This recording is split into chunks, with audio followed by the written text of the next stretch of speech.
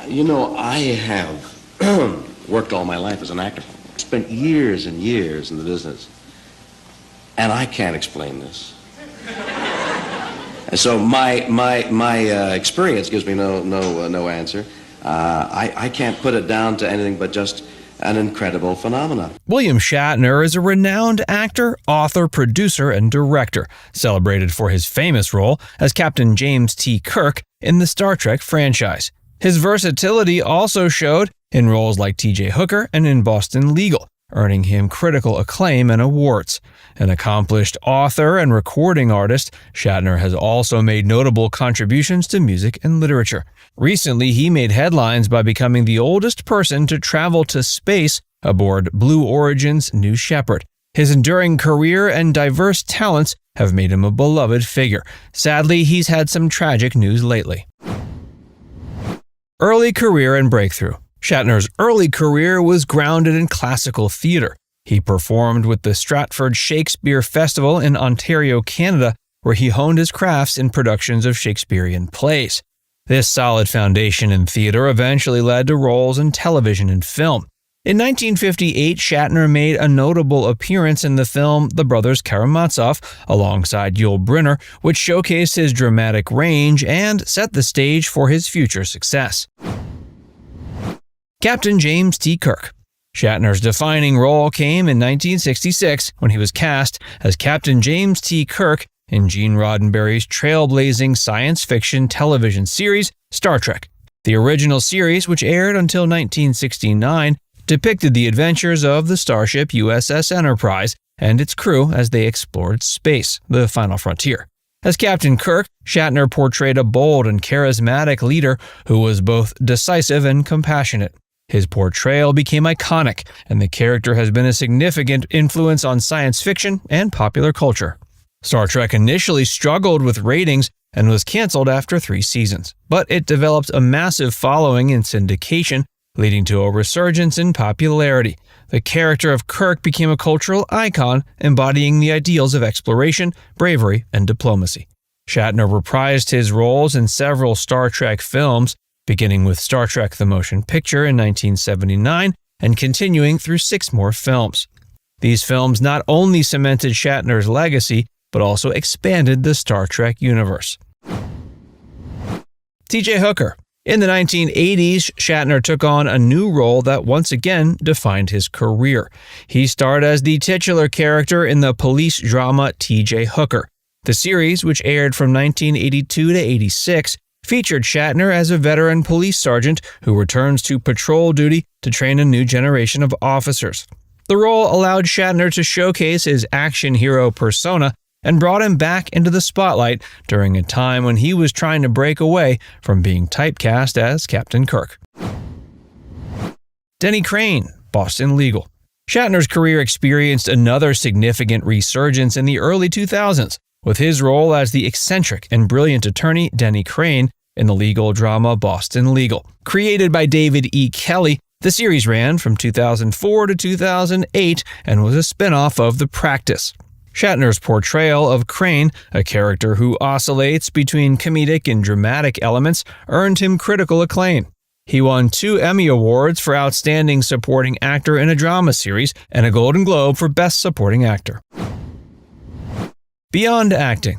William Shatner is a prolific author, having written more than a few books, including science fiction novels, memoirs, and nonfiction works. His Tech War series, which began as a series of novels, was adapted into TV movies and a series, further showcasing his creative versatility.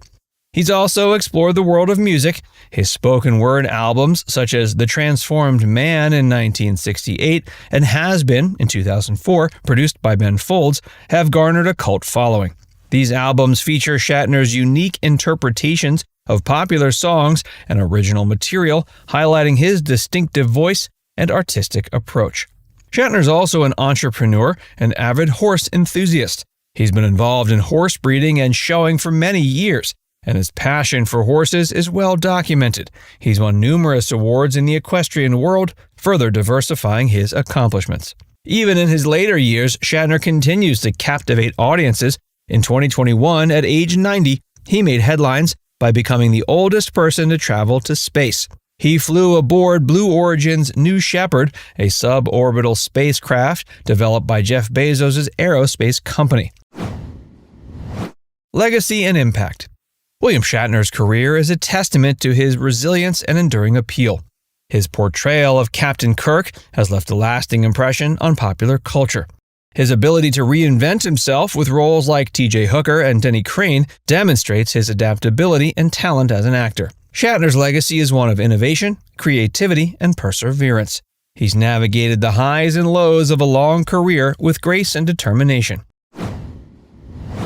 William Shatner opens up about his death sentence cancer diagnosis. The doctor said, this is an aggressive cancer, and this is what's going to happen, and we're going to have to go in, and you could be this and that and everything. I thought, that's like the end of the world. William Shatner's personal life has been as dynamic and multifaceted as his illustrious career. Over the years, Shatner has been married 4 times, each relationship contributing to his life story. Shatner's first marriage was to Gloria Rand, a Canadian actress, in 1956.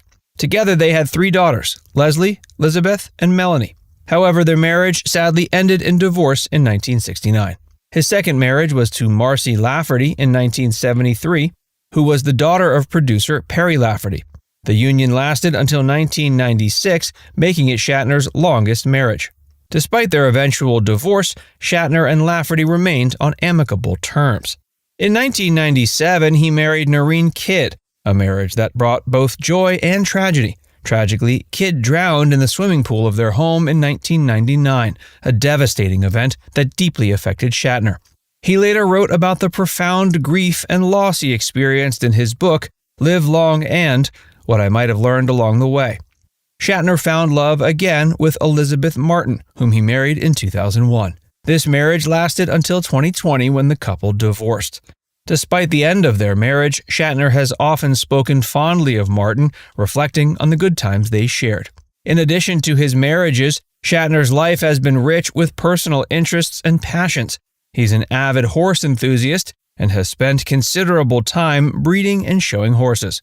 His love for horses has been a constant source of joy and fulfillment, providing a respite from the tumultuous aspects of his personal life. Shatner's resilience and ability to find happiness amidst challenges are evident in his reflections on his health. In the early 2000s, he faced a significant health scare when he was misdiagnosed with prostate cancer. This incorrect diagnosis was a harrowing experience, leading him to confront the fragility of life. Fortunately, further tests revealed the mistake. However, more recently, he's been diagnosed with melanoma, a serious and often aggressive form of skin cancer. This diagnosis has brought new challenges and uncertainty to his life.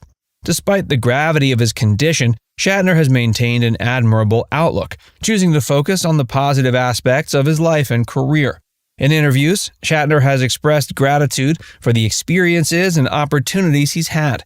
He often reflects on his storied career, his personal adventures, and the many lives he's touched through his work. Shatner's ability to look back fondly on his life, even in the face of serious health issues, speaks to his indomitable spirit and his zest for life. Shatner continues to enjoy every minute. He remains active in the entertainment industry, engaging with fans, participating in conventions, and exploring new creative projects. His personal journey, marked by love, loss, and resilience, is a testament to the strength of his character. His health challenges, including his current battle with melanoma, highlight the vulnerabilities we all face. Emergence of health concerns. I'm also just a girl, standing in front of a boy, asking him to love her.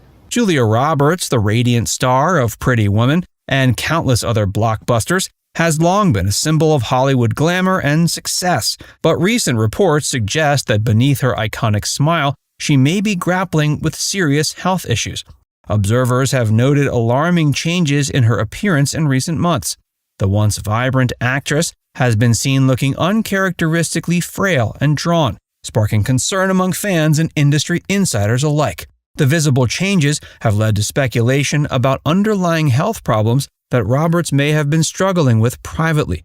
Adding to these worries are reports of Roberts experiencing difficulties with her vision. According to sources close to the actress, she's been dealing with progressive eyesight issues that have become increasingly problematic.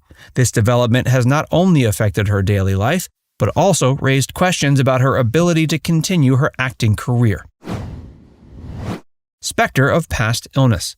To understand her current health situation, we need to look back at a lesser-known chapter of her medical history. In the 1980s, early in her rise to stardom, she reportedly contracted spinal meningitis.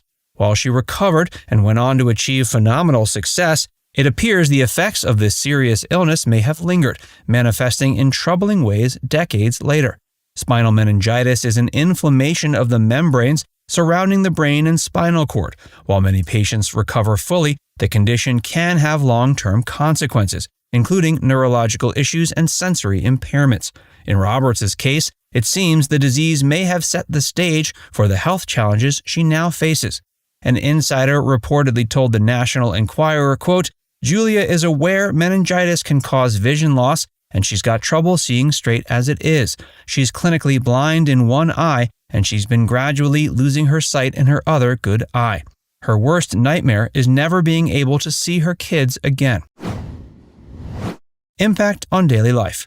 I don't need to know every weird, mean, untrue, odd, I only eat popcorn, or, my husband doesn't love me unless I wear blue. The reported decline in Roberts' vision has apparently had a profound impact on her daily life.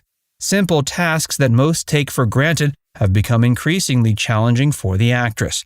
Reading scripts, a fundamental part of her profession, has reportedly become a struggle, forcing her to rely more on audio versions and assistance from others. Beyond the professional implications, the potential loss of sight has deeply personal consequences for Roberts. As a mother of 3, the prospect of not being able to see her children clearly is undoubtedly a source of great distress. Physical pain and discomfort. Women have been discovered to have it in Africa, where it is clearly transmitted heterosexually. It is only a question of time. We could all be dead before you do anything. You want my data? You want my ideas? You want my papers? Take them! Just do something with them! Vision problems are not the only health issues Roberts is reportedly facing. Sources claim the actress has been dealing with chronic pain, particularly in her head and neck. These symptoms are consistent with long-term effects of meningitis and have allegedly become increasingly debilitating. Quote, "Friends are not only afraid for her eyesight, they're worried for her overall health and are terrified she's suffering a life-threatening recurrence," a source told the National Enquirer. Julia's dropped an extreme amount of weight in recent months and looks thin and gaunt. She complains of crippling migraines and back and neck pain that could very well be related to the disease, and it seems to be only getting worse. The combination of vision problems and chronic pain has reportedly taken a toll on her overall well-being. Her once boundless energy and enthusiasm, hallmarks of her public persona, have allegedly dimmed in recent months as she grapples with these health challenges. Impact on her career. It's just never consumed me, being an actor. It is my dream come true, but it is not my only dream come true. Julia's health issues come at a time when her career was experiencing a resurgence.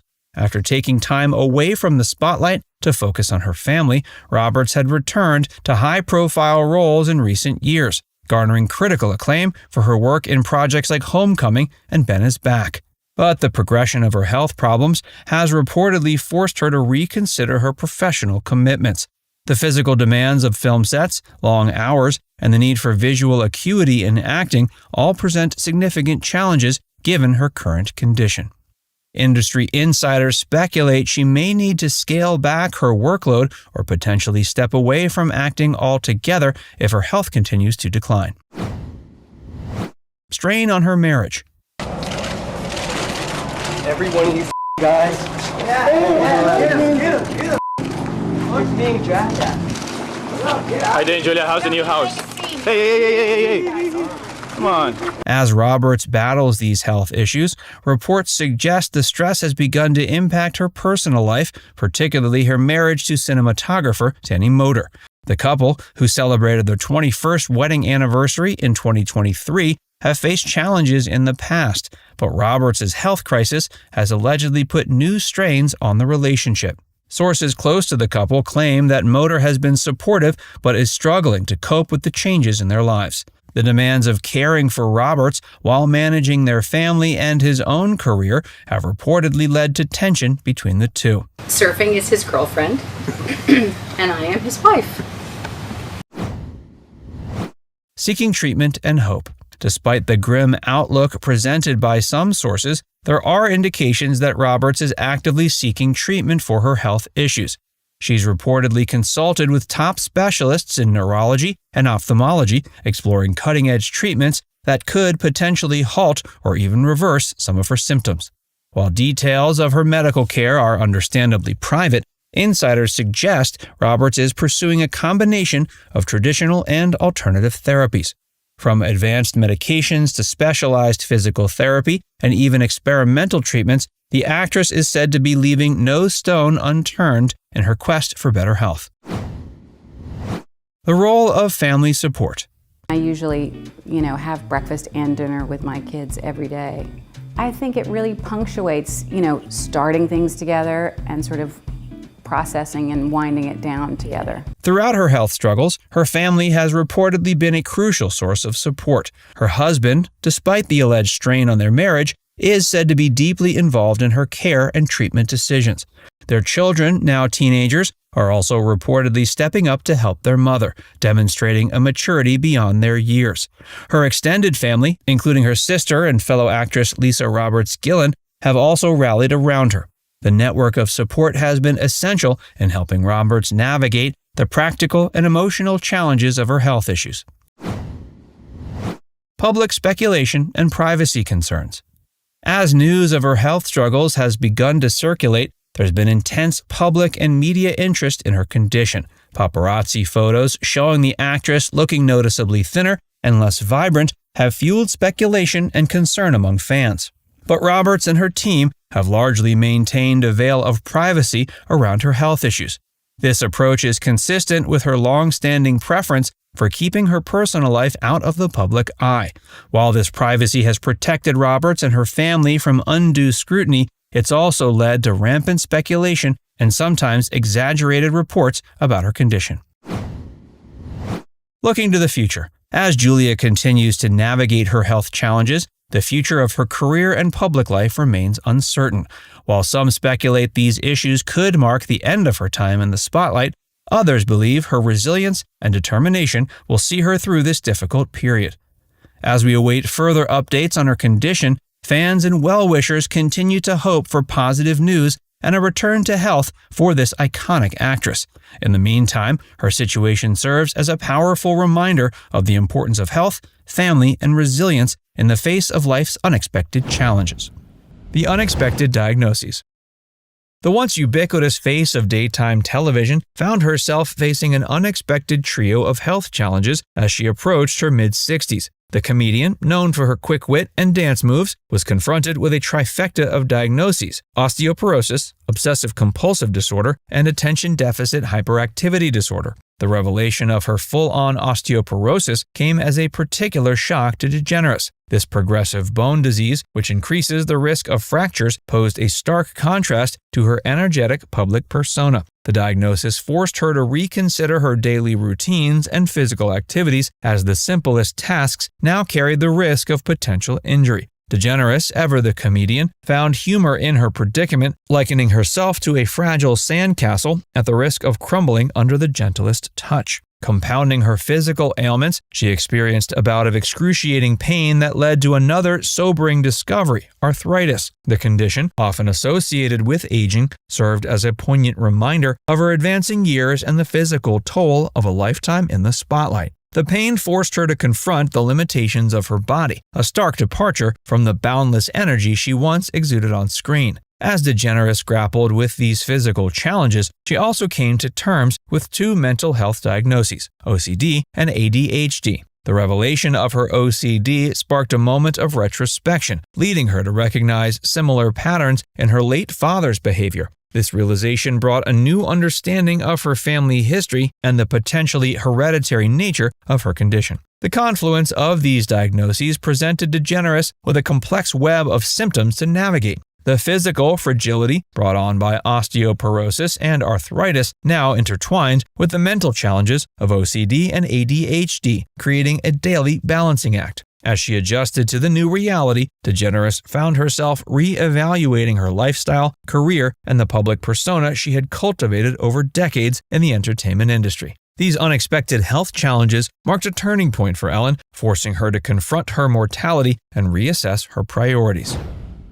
The Comeback Special. Kicked out of show business. Yeah. Thanks. Yeah, because I'm mean. Yeah. Yeah, you can't be mean and be in show business. No, they'll kick you out. Ellen DeGeneres' Netflix special, aptly titled For Your Approval, marked her highly anticipated return to the spotlight. This was after a tumultuous exit from her long-running daytime talk show. The hour-long performance served as both a comedic showcase and a carefully crafted attempt at image rehabilitation, as DeGeneres sought to reclaim her position in the entertainment world. The special's title itself hinted at DeGeneres' underlying mission to win back the approval of an audience that had become increasingly skeptical of her public persona. Throughout the performance, she deftly wove together stand-up comedy with a narrative that addressed the elephant in the room, her departure from the Ellen DeGeneres Show amid allegations of a toxic workplace culture. DeGeneres' approach to this sensitive topic was a delicate balancing act. She acknowledged the controversy but attempted to reframe it in a way that painted herself as a victim of circumstance rather than a perpetrator. I was in therapy for a while trying to deal with all the hatred that was coming at me, and at one point my therapist said, "Ellen, where do you get this idea that everyone hates you?" And I said, well, New York Times, Washington Post, Entertainment Weekly, Us Weekly. I think Elmo may have said something recently on an episode of Sesame Street.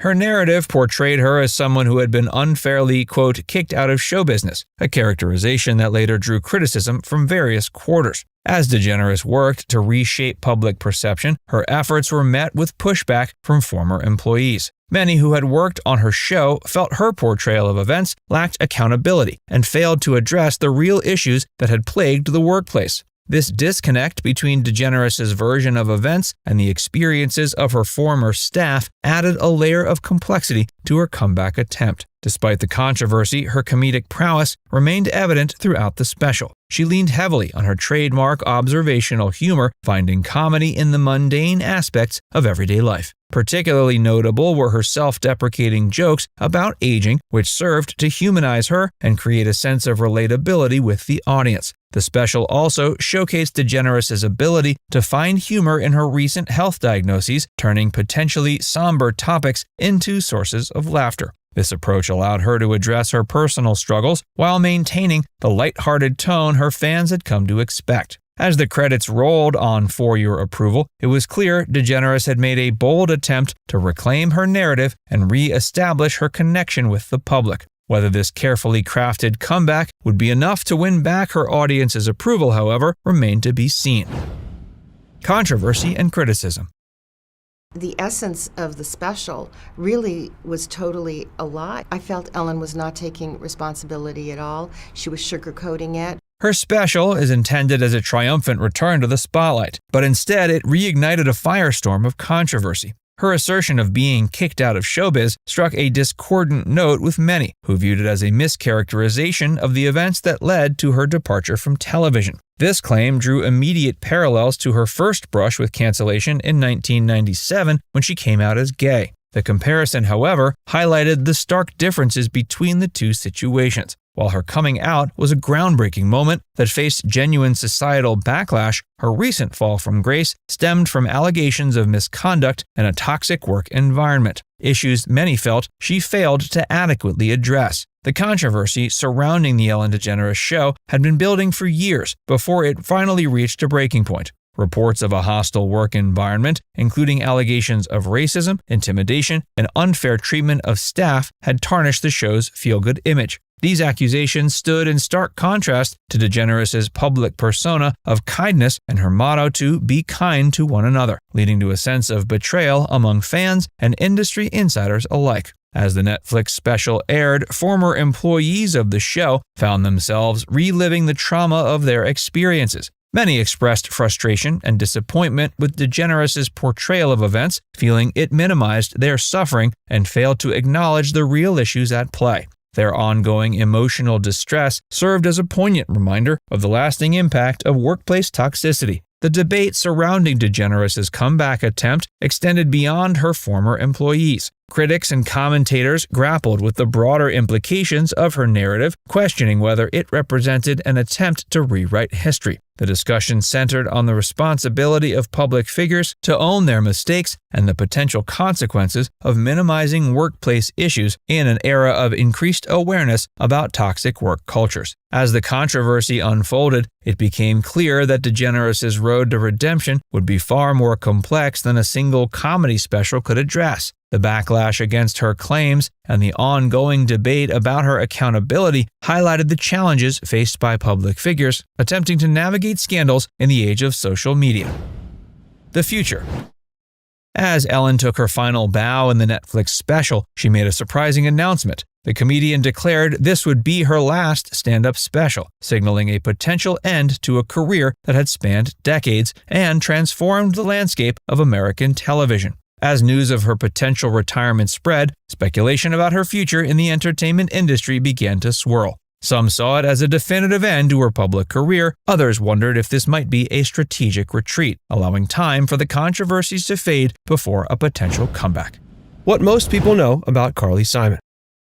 In a current biography, you were quoted as saying that you were the unattractive daughter. The obvious question being, if you are, then where can we find your sisters? And let's have a look at them. Although I can't remember saying that. The fact that people would consider you unattractive, and this is going to sound fulsome, of course, is to me like saying that Niagara Falls is not wet. Carly Simon's name is often synonymous with the soundtrack of the 1970s. With hits like You're So Vain, Anticipation, and Nobody Does It Better, she became a musical icon whose work touched the hearts of millions. Her songs captured everything from the vulnerability of love to the sharp wit of heartbreak, making her an artist whose words could cut deep and soothe the soul. Many fans were captivated not just by her voice, but by the aura of mystery that surrounded her. The ongoing speculation over who You're So Vain was written about, rumors have swirled for decades around names like Warren Beatty, Mick Jagger, and James Taylor, only added to her allure. Beyond the music, Simon became a cultural figure, known for her relationships with other celebrities, including her high-profile marriage to singer-songwriter James Taylor.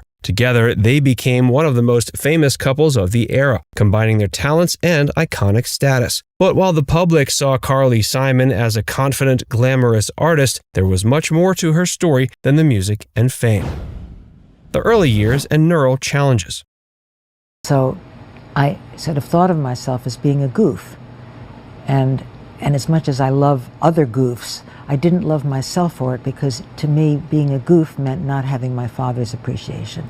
Long before she became a celebrated singer-songwriter, Carly Simon's childhood was marked by struggles that had a profound impact on her self-esteem and future career. At age 6, she began to develop a stutter, a condition that haunted her throughout her adolescence and became one of her earliest and most formidable obstacles. Stuttering often brought Carly immense anxiety, particularly in situations where she had to speak publicly, like answering questions in school. While she knew the answers, her words often betrayed her, leaving her stuck in silence or struggling with the painful repetition of sounds that simply wouldn't come out. This constant battle with her speech made school a source of dread rather than a place for learning or social connection. Her stutter became a dominating force in her childhood, shaping not only how she communicated, but also how she saw herself. The constant fear of embarrassment and ridicule was a heavy burden for such a young girl. Carly often found herself withdrawing socially, avoiding situations where her speech might betray her in front of her peers. Teasing and bullying from other children further exacerbated her feelings of isolation, leaving her with the sense that she was different in a way that set her apart from the older children around her.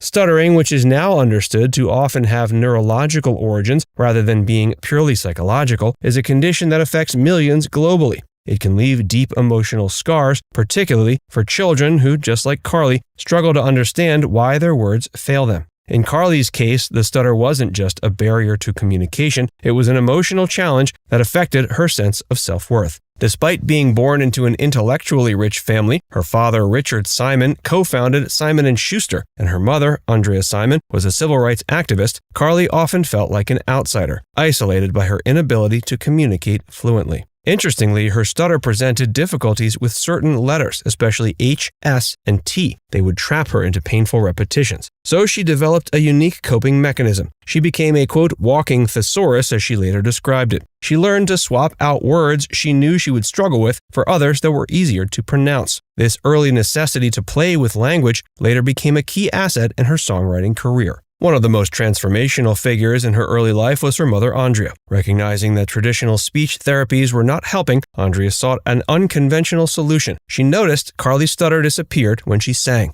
She encouraged her daughter to sing as a way of expressing herself, turning speech into melody. The family soon adopted this practice as part of their daily routine, using song to communicate in moments when Carly's stutter made speaking too difficult. Singing requests at the dinner table or bidding goodnight through song became a common practice in the Simon household. For Carly, this discovery was nothing short of life-changing. Singing allowed her to bypass the anxiety and blocks that came with speaking, giving her a newfound sense of freedom and control. Medical research has since confirmed that the neural pathways involved in speech are different from those used in singing, explaining why many people who stutter can sing without issues. For Carly, this early challenge became one of the defining experiences of her life, shaping not only her career as a musician, but also her personal resilience.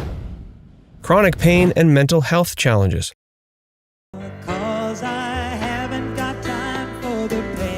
Carly's adult life has been marked by chronic physical and mental health challenges that have often overshadowed her success. Migraines, a condition that affects millions, became a recurring issue throughout her career. For Carly, these migraines often followed periods of intense stress. Her friendship with Jacqueline Kennedy Onassis, while deeply meaningful, often triggered severe migraines as Carly struggled with the pressure of living up to the former First Lady's grace and poise. Migraines are not just headaches, they can be debilitating, causing intense pain, nausea, and sensitivity to light and sound. Carly had to make significant lifestyle adjustments to manage her condition. Alcohol, especially red wine, was one of her biggest triggers, so she stopped drinking it. Sleep became a priority, as did maintaining a balanced diet to avoid potential migraine triggers. Throughout her career, Carly has openly discussed her struggles with depression and anxiety, conditions that often intersect with her physical health issues. In her 60s, she was diagnosed with osteopenia, a condition that decreases bone density and can lead to osteoporosis. As her health concerns compounded, Carly's ability to navigate both her mental and physical well-being became increasingly difficult.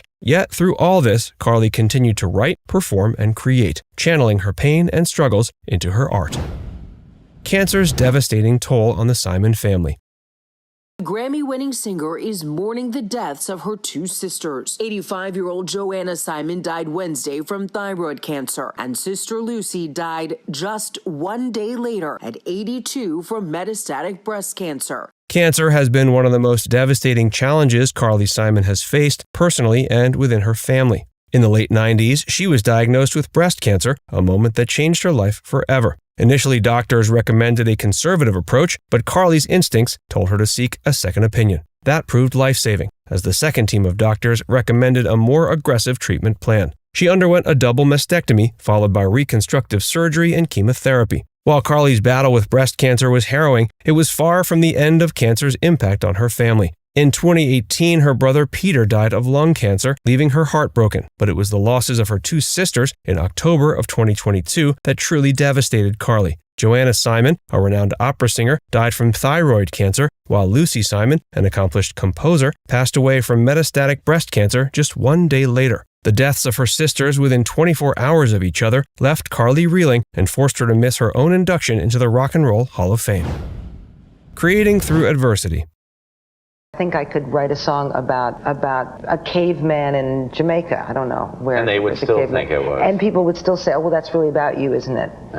I think it's because everybody there really is a kind of common denominator. Everybody sort of feels many things and can identify. So all I do is kind of tap into the universal. Despite these immense health challenges, Carly has continued to create, using her experiences as fuel for her artistic fire. One of the most notable contributions is the Carly Simon Music Therapy Initiative at Berklee College of Music, a program designed to help others use music as a tool for healing. Drawing from her own experiences overcoming a stutter through song, Simon has become a passionate advocate for the therapeutic power of music. Early life and background. Phil Robertson was born in Vivian, Louisiana in 1946, the second youngest of 7 children in a modest household. His family lived off the land, hunting, fishing, and farming to provide for themselves. This early exposure to the outdoors instilled in Robertson a deep love for nature, which shaped his personal and professional life. Despite the financial struggles of his upbringing, he often described his childhood as happy, attributing his family's strength and unity to their faith and hard work. Robertson excelled in sports during his high school years, eventually earning a football scholarship to Louisiana Tech University. He played as a quarterback and shared the field with Terry Bradshaw, who later became an NFL Hall of Famer. But Robertson chose a different path, walking away from the sport despite his potential. In interviews, he's remarked, quote, "Terry went for the Bucks, and I chased after the Ducks." After college, Robertson became a teacher, but his love for hunting and the outdoors drew him back to his roots. The return to a simpler way of life laid the foundation for the creation of Duck Commander and the empire that followed. Reflecting on his early years, he once said, "We didn't have much, but we had each other, and that was enough." Building the Duck Commander empire. Phil Robertson's return to the outdoors after college marked the beginning of his entrepreneurial journey. Dissatisfied with the duck calls available on the market, Robertson decided to create one that mimicked the natural sound of a duck more accurately. In 1972, working from a small shed in West Monroe, Louisiana, he developed and patented the first Duck Commander call. What began as a humble effort to perfect a tool for hunting soon transformed into a thriving business. The Duck Commander Company grew steadily, fueled by Robertson's passion and the effectiveness of his product. His unique duck call became a favorite among hunters, helping the company gain a loyal following. Despite early struggles to balance family life and business, Robertson's persistence paid off. As orders poured in, the Robertson family joined forces to handle production and manage the growing demand. He said, quote, "I wasn't in it for the money. I was in it because it was my passion, and I believed in what I was creating." By the late 90s, Duck Commander was a well-established name in the hunting community, earning a reputation for quality and innovation. The company's success was a testament to Robertson's vision and his ability to turn a passion for the outdoors into a business empire. Rise to fame with Duck Dynasty. In 2012, the Robertson family's lives changed forever with the premiere of Duck Dynasty on A&E. The show followed the daily operations of the Duck Commander business and the personal lives of Phil, his wife Kay, their children, and their extended family. What set the series apart was its unique blend of humor, family dynamics, and unapologetic focus on faith and traditional values. It struck a chord with audiences across America, quickly becoming one of the most popular reality shows of its time. His rugged demeanor, homespun wisdom, and often blunt commentary made him a fan favorite. Whether offering life lessons from his recliner or recounting stories from his past, Robertson's authenticity shined through. He became a symbol of a lifestyle rooted in faith, family, and the outdoors. Quote, "We were just being ourselves," Phil said. "We didn't set out to make a hit show. We just wanted to show people what life is like in the duck blind and around the dinner table." At its peak, Duck Dynasty attracted millions of viewers, breaking records for cable television. The series garnered numerous awards and solidified the Robertsons as cultural icons. The family's signature beards, camouflage outfits, and catchphrases became a part of pop culture, spawning a wave of merchandise, books, and even a musical. For Phil, the show was more than entertainment. It was a platform to share his beliefs and connect with a wider audience. He often used his time in the spotlight to speak about his faith and the importance of living a principled life. Quote, "We're all sinners. The question is, are we going to do something about it?" he once said. Duck Dynasty concluded in 2017 after 11 seasons. Phil Robertson's personal life and faith. Phil's personal life has deeply intertwined with his faith and family, forming the foundation of his identity. He's been married to Kay, often referred to as Miss Kay, for over 50 years. The relationship has had its challenges, particularly in the early years when Robertson struggled with alcohol addiction. During this tumultuous period, his behavior strained their marriage, but Kay's steadfast love and prayers played a crucial role in turning his life around. In the late 70s, he experienced a profound spiritual transformation. He turned to Christianity, leaving behind his destructive habits and dedicating his life to his faith and family. This decision not only healed his marriage, but also reshaped his priorities. He became an elder at his local church and an outspoken advocate for living a life grounded in biblical principles. Quote, "Jesus saved me from myself," he said. They raised 4 sons, Alan, Jace, Willie, and Jep, instilling in them a deep respect for faith, family, and the outdoors. Each son has played a role in the family business, helping to expand Duck Commander and later appearing alongside their parents in Duck Dynasty. Health struggles and diagnosis. If he were here, you know what he would say. Boys, the resurrection looms large as you get nearer and nearer the end. So, we're not worried in that sense with him, but it's just one of those things we have to deal with. So just to let you guys know in the audience, because we haven't said much because we've just been kind of waiting to see what happens. In recent years, Phil Robertson has faced a series of health challenges that have tested his resilience and faith. Among these is a diagnosis of Alzheimer's disease, a progressive condition that affects memory and cognitive abilities. Robertson has also dealt with mini strokes and a blood disorder, further complicating his physical well-being. Despite these trials, he has remained steadfast in his determination to face them with courage and faith. Robertson has openly discussed the difficulties of managing his health, including the changes to his daily life. In an interview, he shared, quote, "There are days when it's tough to get going, but I remind myself that God's got a plan even in this." His struggles have included maintaining his strength and appetite, forcing himself to eat to ensure he stays healthy. Yet his faith has remained a source of comfort and guidance, helping him navigate this challenging chapter. He's got a blood disorder, and then he's got the mental issues that could be early onset Alzheimer's and probably some mini strokes because of his blood. His family has rallied around him, offering support and encouragement as he battles these conditions. Miss Kay and their children have been by his side, helping him maintain a sense of normalcy and reminding him of the strength he has shown throughout his life. Quote, "Dad has always been the one to inspire us to keep going no matter what," his son Willie said. "Now it's our turn to be there for him." While the progression of his illness has presented uncertainties, Robertson continues to approach life with the same steadfastness that has defined him. Whether speaking about his faith, spending time with his family, or reflecting on his journey, he remains an example of resilience and grace. Quote, "We're all in God's hands," he remarked. "That's where I've always been, and that's where I'll stay." Facing the future with faith.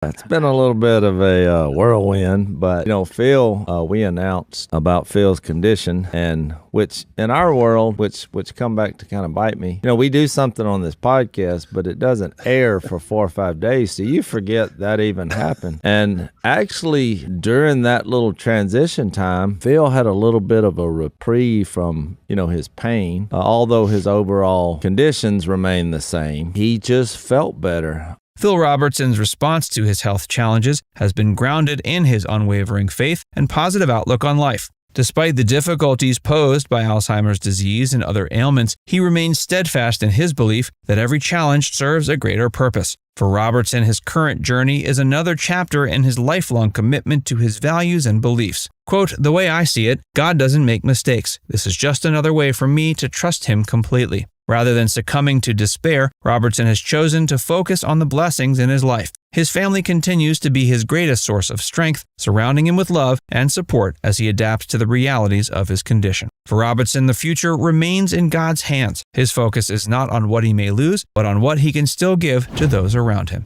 The hospitalization and its causes.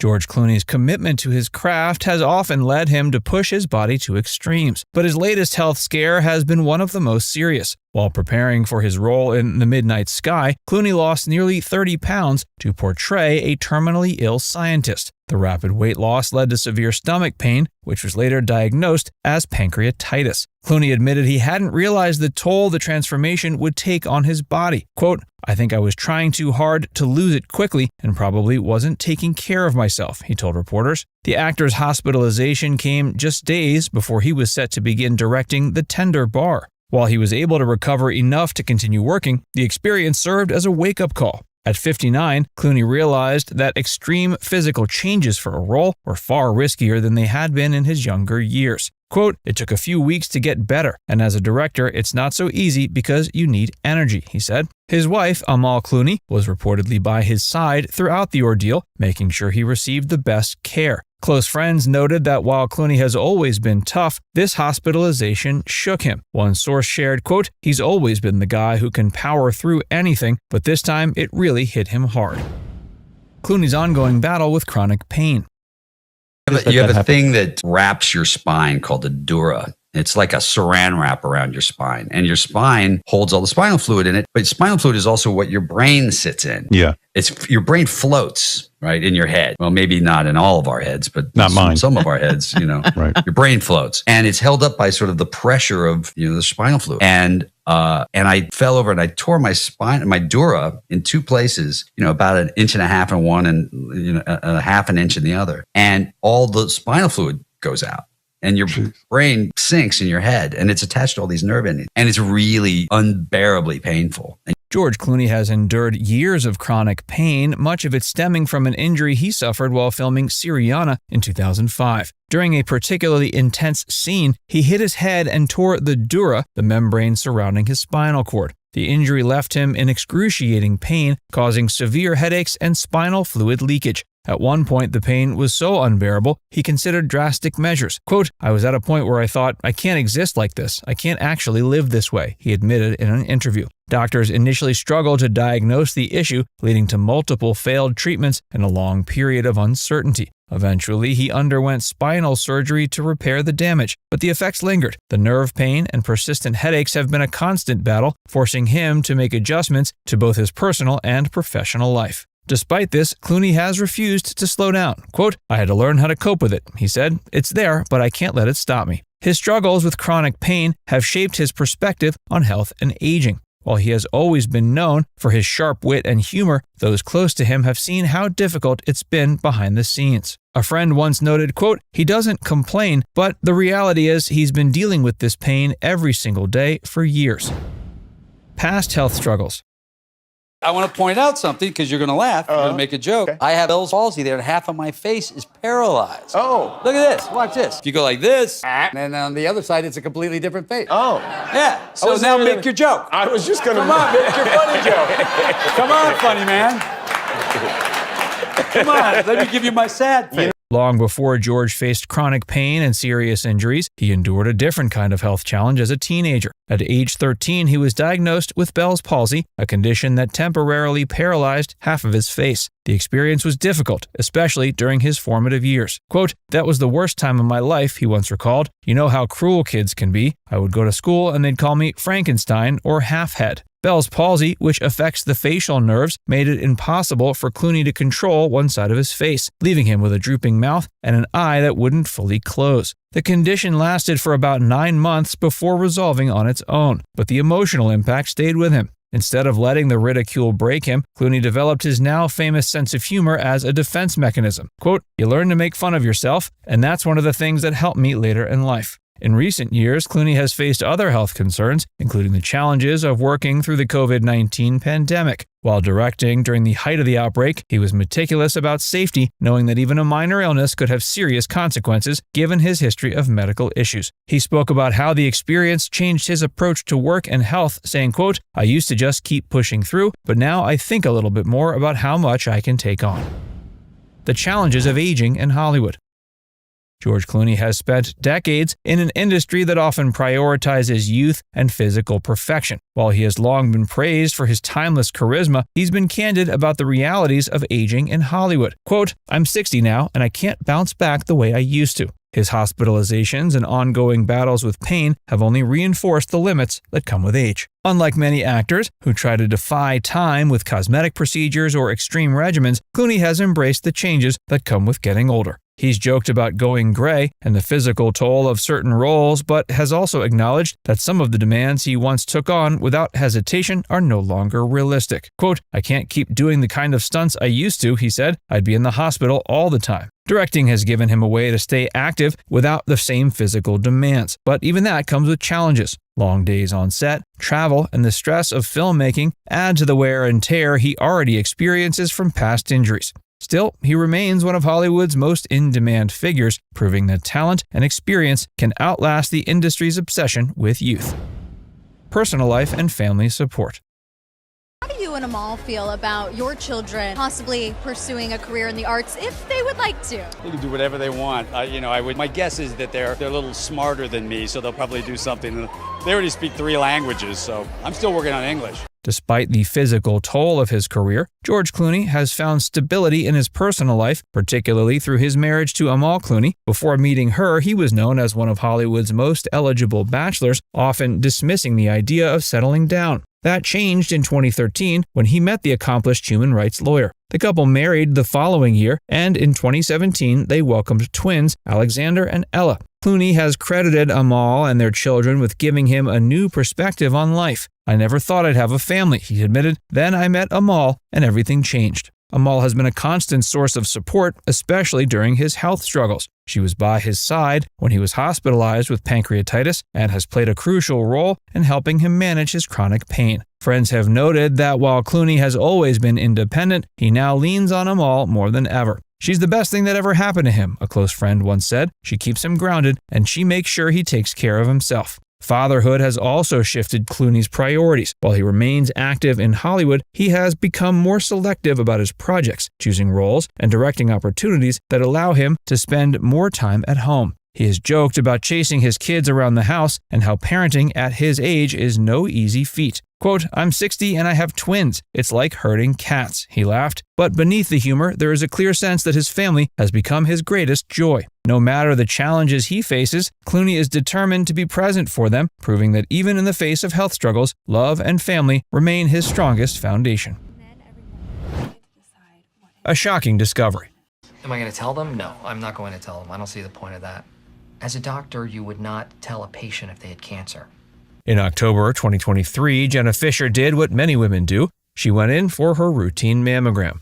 With a touch of humor characteristic of her office character, she even posted on Instagram, reminding followers to take care of those ticking time bags. Little did she know that this lighthearted reminder would take on a whole new meaning in the coming months. After inconclusive results due to dense breast tissue, Fisher's doctor ordered a follow-up ultrasound. This additional step is not uncommon, especially for women with dense breast tissue, which can make mammogram readings more challenging. It was during this additional screening that something concerning was found in her left breast. The discovery of an anomaly can be a terrifying moment for anyone, and for Fisher, it marked the beginning of an unexpected journey. A biopsy was quickly scheduled, a procedure that involves removing a small sample of tissue for examination. On December 1st, 2023, Fisher received news that would change her life. She had stage 1 triple-positive breast cancer. The diagnosis came as a shock, particularly given Fisher's age and apparent good health. It serves as a stark reminder that cancer can affect anyone, regardless of their lifestyle or public persona. Triple-positive breast cancer is known for its aggressive nature, but it's also highly responsive to treatment. This type of breast cancer is characterized by the presence of 3 specific growth-promoting proteins: estrogen receptors, progesterone receptors, and HER2 proteins. While the diagnosis is daunting, the presence of these receptors actually provides more targets for treatment, often leading to better outcomes when caught early. Understanding the specifics of her diagnosis likely helped Fisher and her medical team develop a targeted treatment plan. For Fisher, this diagnosis set in motion a whirlwind of medical interventions and life changes. In January 2024, she underwent a lumpectomy to remove the tumor. This surgical procedure involves removing the cancerous tissue while preserving as much healthy breast tissue as possible. Fortunately, the cancer was caught early and had not spread to her lymph nodes or other parts of her body. This early detection was crucial in Fisher's treatment journey and ultimate recovery. It underscores the importance of regular screenings and prompt follow-up on any concerning results. A journey through treatment. Jenna Fischer shared on Instagram today that she was diagnosed with stage 1 triple-positive breast cancer last December. She underwent surgery, chemotherapy, and radiation. The 50-year-old says she is now cancer-free. Fisher's treatment journey was intense but focused, reflecting the aggressive nature of her cancer type. Beginning in February, she underwent 12 rounds of weekly chemotherapy. This regimen, while grueling, is designed to systematically destroy cancer cells throughout the body. The weekly schedule allowed for consistent treatment while giving Fisher's body time to recover between sessions. This was followed by 3 weeks of radiation starting in June. Radiation therapy uses high-energy beams to target any remaining cancer cells in the specific area where the tumor was found. Throughout this process, she also received infusions of 2 additional medications to combat the cancer. These additional drugs likely included targeted therapies designed to address the specific characteristics of triple-positive breast cancer. The physical toll of cancer treatment is well known, and Fisher was not spared its effects. She lost her hair during chemotherapy, a side effect that can be particularly challenging for many cancer patients. And for many people, especially those in the public eye like Fisher, this visible sign of cancer treatment can be emotionally difficult to handle. However, Fisher approached the challenge with creativity and humor, demonstrating the resilience that fans have come to associate with her character Pam Beesly. She turned to wigs and hats with attached hair, which her family affectionately dubbed wigats. This clever solution allowed her to maintain her privacy and continue working without revealing her diagnosis until she was ready. Fisher's approach to this side effect demonstrates the resilience and adaptability often required of cancer patients as they navigate their treatment journey. Despite the difficulties, Fisher remained positive throughout her ordeal. In her Instagram post, she shared, "I'm happy to say I'm feeling great." This resilience in the face of such a daunting diagnosis is inspiring. It's important to note that maintaining a positive attitude during cancer treatment isn't always easy, and it's okay for patients to have difficult days. Fisher's openness about her journey, including both the challenges and the moments of positivity, provides a realistic and relatable narrative for others facing similar diagnoses. The power of early detection. Remember that early screening with mammogram, ultrasound, or MRI can help detect breast cancer and can improve the chances of cure. Fisher's experience highlights the critical importance of regular cancer screenings. She emphasized in her post that if she had waited just 6 months longer to get her mammogram, her prognosis could have been much worse. The cancer could have spread, making treatment more complicated and reducing her chances of a full recovery. This realization prompted Fisher to use her platform to advocate for breast cancer awareness and early detection. She implored her followers to get their annual mammograms and to calculate their breast cancer risk assessment score. "I'm serious," she wrote. "Call your doctors right now." The American Cancer Society recommends that women at average risk of breast cancer should start annual mammograms at age 45, with the option to start at 40 if they choose. Women at higher risk due to family history or genetic factors may need to start screenings earlier or have additional tests. Fisher's story underscores the importance of not only following these guidelines, but also being proactive about one's health. Fisher's story serves as a powerful reminder that cancer doesn't discriminate. Even those who appear healthy and lead active lives can be affected. Regular screenings can make all the difference in catching cancer early when it's most treatable. Early detection often means more treatment options, less extensive surgery, and better outcomes overall. A support system and looking forward. Throughout her cancer journey, Fisher leaned heavily on her support system. She expressed deep gratitude to her medical team, family, friends, and fellow cancer survivors. In a touching detail, she mentioned that one of the photos she shared was taken by Joshua Snyder, the husband of her former Office co-star Angela Kinsey. This small gesture underscores the importance of a strong support network during such challenging times. Now cancer-free, Fisher is ready to move forward. She's ditching the wigs and embracing her new look, which she describes as a patchy pixie. This embrace of her changed appearance is another testament to Fisher's resilience and positive attitude. For many cancer survivors, coming to terms with physical changes can be a significant part of the recovery process. And she's using her experience to make a difference. By sharing her story, Fisher hopes to inspire others to prioritize their health and not delay important screenings. Celebrity advocacy can have a powerful impact on public health awareness. When well-known figures, like Fisher, speak out about their experiences, it can help reduce stigma around cancer and encourage others to take proactive steps for their health. We have Homeland Security down in the U.S. We have, people guarding the airports. I think they should have Scooby and Shaggy work in the airport sniffing for drugs, because if anybody's going to find some weed, it's that Shaggy dude. Like, what's that, Scoob? Rararana. Grab some for us, good buddy. See you in the van. Yeah, Scooby snacks. In a stunning revelation that has shaken Hollywood to its core, beloved Full House star Dave Coulier faces his most challenging role yet as a cancer patient. The 65-year-old actor, forever etched in our memories as the lovable Joey Gladstone, now battles a formidable foe, stage 3 non-Hodgkin's lymphoma. What began as a seemingly innocuous upper respiratory infection spiraled into a life-altering diagnosis. As Coulier steps into the spotlight once more, he's not armed with jokes, but with raw courage and unwavering determination. The unexpected diagnosis. What began as a seemingly routine upper respiratory infection in October 2024 quickly evolved into something far more serious for Dave Coulier. The beloved Full House actor initially dismissed his symptoms as a common seasonal ailment, but the rapid and alarming progression of his condition soon demanded closer medical attention. The most concerning development was the unprecedented swelling in his lymph nodes, with one area expanding to the alarming size of a golf ball.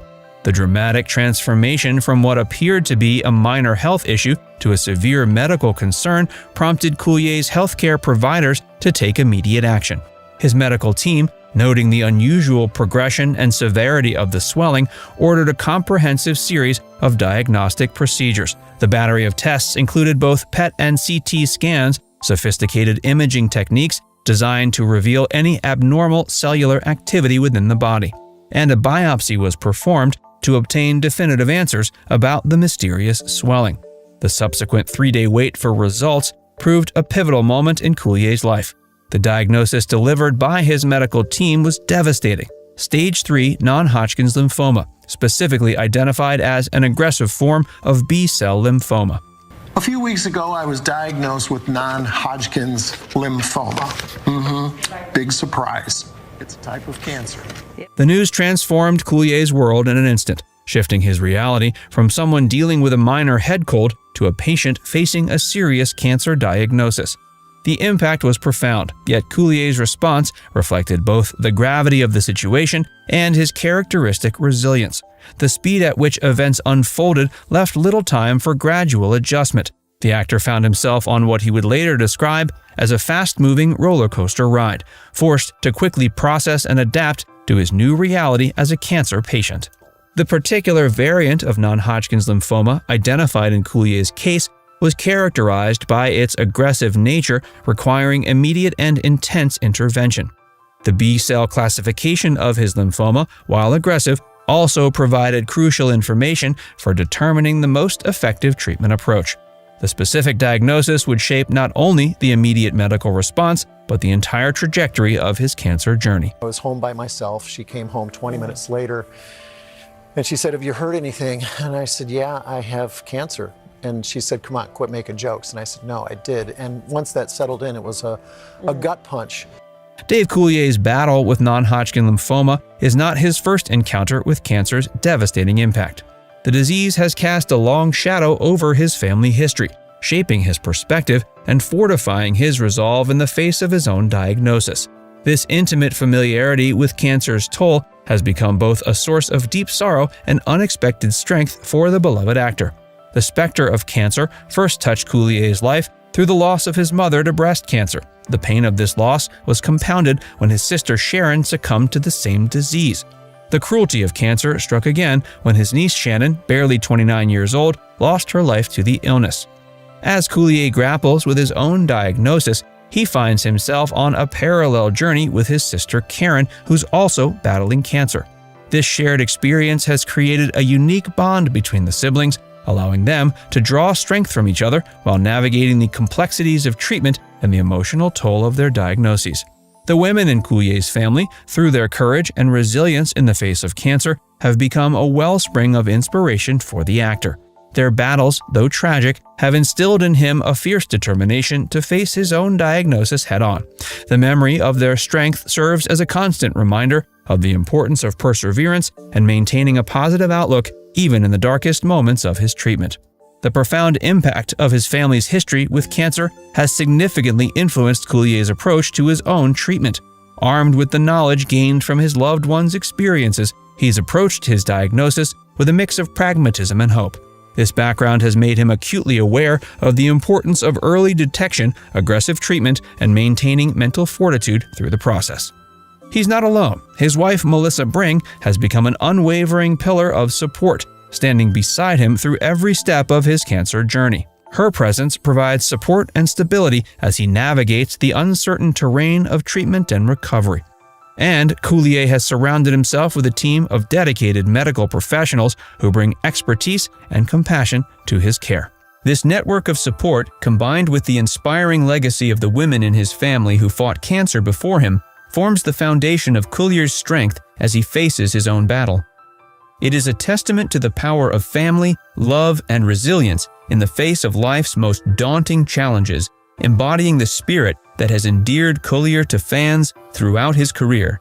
You've had how many rounds of chemotherapy? Had one round so far. The next one is this Friday. Did you shave your head? Or I did a little preemptive strike, because I knew it was coming. So, I fit better in my hockey helmet now. I'm more aerodynamic on the ice.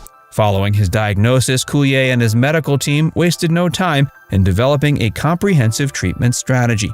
The urgency of the condition demanded swift action, and within days, a detailed battle plan was formulated. The rapid response reflected both the serious nature of his diagnosis and the determination to fight it head-on. A crucial turning point in Coulier's journey came with the results of his bone marrow test. The negative result brought immense relief and significantly altered his prognosis. This pivotal development increased his survival chances to an encouraging 90%, transforming what initially seemed like a dire situation into one filled with hope and possibility. The medical team's optimism was palpable as they adjusted their treatment approach based on this positive development. The actor's chemotherapy regimen began shortly after, marking the start of an intense physical and emotional journey. The treatment schedule was rigorous, designed to aggressively target the cancer cells while maintaining his overall health. As his body responded to the powerful medications, Coulier faced the inevitable side effects with remarkable resilience and characteristic humor. Among the most visible changes was the loss of his hair, a challenge Coulier approached with surprising practicality and grace. Rather than viewing it as a loss, he embraced the change as a temporary badge of his ongoing battle. This attitude exemplified his broader approach to treatment, accepting the necessary changes while maintaining his essential spirit. Throughout his treatment journey, Coulier made a conscious decision to maintain as much normalcy as possible. Perhaps most notably, he continued to participate in ice hockey, a beloved activity that served as both physical therapy and an emotional outlet. This determination to stay active not only helped maintain his physical strength, but also provided a crucial sense of continuity and normalcy to his life. As Dave Coulier navigates his cancer journey, he finds himself on the cusp of a new and joyous chapter in his personal life. He is eagerly anticipating his role as a grandfather, with his son Luke and daughter-in-law expecting a baby. This impending arrival serves as a powerful motivator, fueling Coulier's determination to overcome his health challenges and embrace this new familial role with the same warmth and humor that have defined his career. Despite the demands of his treatment, Coulier remains committed to his professional endeavors. His podcast continues to be a creative outlet and a means of connecting with his audience. This dedication to maintaining his work commitments not only provides a sense of normalcy, but also demonstrates his resilience in the face of adversity. It's a testament to his spirit that he continues to engage with his fans and create content even while undergoing treatment. The actor's battle with cancer has inevitably impacted his future projects and plans. But rather than viewing it as a setback, Coulier has embraced it as an opportunity for growth and reassessment. Through his public battle with cancer, he's become a beacon of hope and resilience for others facing similar challenges. You can look at life one of two ways. You can either, it's the old saying, look at the glass half full. And I think that helps a lot in in how you go through something like this. It's like, look, this is a journey, this is a bit of a battle, and you're going to need to be on your game, you know, so keep doing what you're doing, keep laughing your way through life, that's important, and keep your friends and family close. Now it's time to hear from you. Has Dave's courageous battle with cancer inspired you to take action in your own life? Let us know in the comments section below.